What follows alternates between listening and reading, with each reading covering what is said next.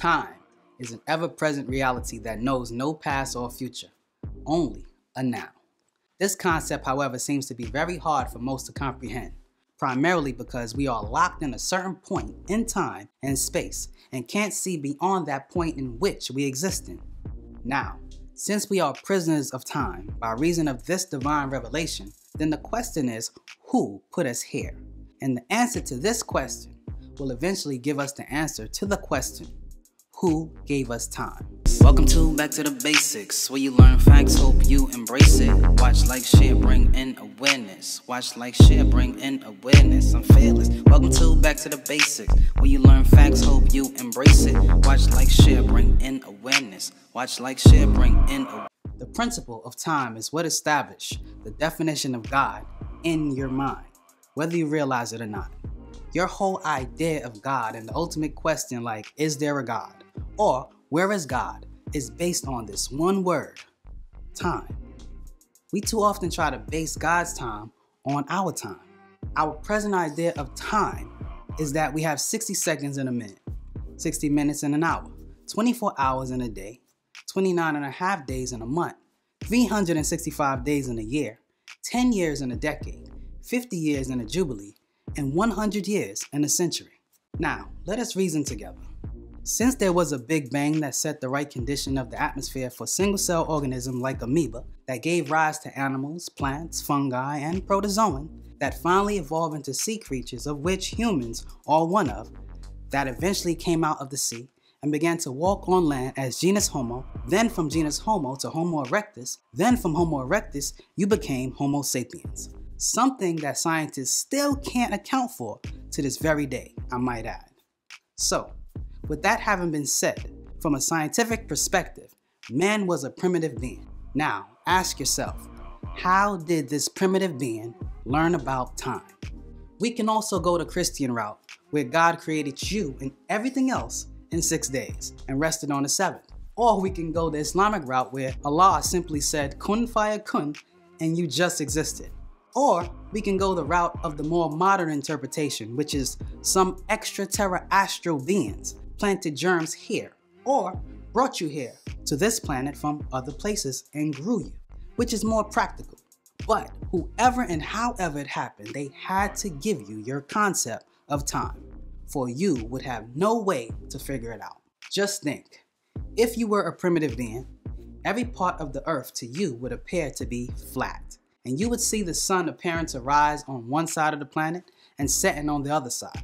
And unless these beings gave you a device called a sundial, or made a temple for you with 365 steps on it, or created an incident where the sun hits a certain point of the circle of the Stonehenge, you would have no way of figuring out time.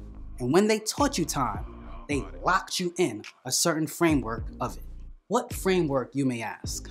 Well, the framework I am referring to is the reality that you exist in what is called set time. To make it simpler, if you look at time like a straight line that has no beginning or end, and if I place a dot on this line, that dot represents where you are right now. When we magnify the dot, it becomes a confined place that is bounded by the past and the future within that time frame, and yet real time exists outside of it. But you would never know this unless someone from the outside of your framework told you. Now, within this framework, 100 years seems like a very long time to you, but it's really not when we apply reasoning. Let's do some basic mathematics. This planet revolves around the sun every 365 days. Now, suppose another planet is twice as far away as Earth is from the sun. That would be 365 days multiplied by 2, which would give you 730 days a year, and 48 hours would make one day on that planet. You got it? Okay. Now let's take it a step further. Suppose there's another galaxy called Ilion, and it moves around your sun every 25,920 years. That will be about 71 times as far away as Earth is from the sun, multiplied by 365 days. And this time is called the precession of the equinox in our time. That would also mean that when this equinox occurs for us, that will be 1 year in this distant planet in another galaxy. You should now begin to understand how beings like the Neteru can exist on a planet or galaxy that moves way around our solar system. For 25,920 years is the time our whole universe moves around its central mass. And unlike us here, where 24 hours is 1 day on our planet, a day on a planet this far from our solar system would have about 8,760,000 hours in 1 day, considering 1 calendar year in our time equals 8,760 hours. So, their idea of time to ours being equal distance, like we are from the sun, which is 93 million miles away, and since they would be 71 times further the distance, they would be 6,603,000,000 miles away. Now, if you did the math, you would see how 1 day to us is equivalent to 1,000 calendar years to them. And just maybe these beings had something to do with your scriptures. Perhaps it was plagiarized. I'm just saying, since in the Bible, 2 Peter 3:8, and in the Quran, Surah Al-Hajj 22:47 says the exact same thing. Maybe it's a coincidence. This actual fact also let us know that these beings live for millions of years and thus are far more advanced than we are here.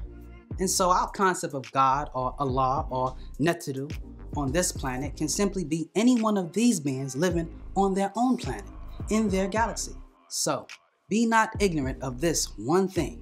Whether you accept it or not, they gave us time. I'm Kef Ray, and this is Back to the Basic. Like, share, and subscribe. Facts we stated. You wanna know something? Go back to basics. Most saw a trap and was called the Matrix. The world frivolized, yet it's hard to face it. So I spread truth, hope you embrace it. Watch, like, share, bring in awareness. We born to be woken, this the awakening. Said we born to be woken, this the awakening. I'm feeling.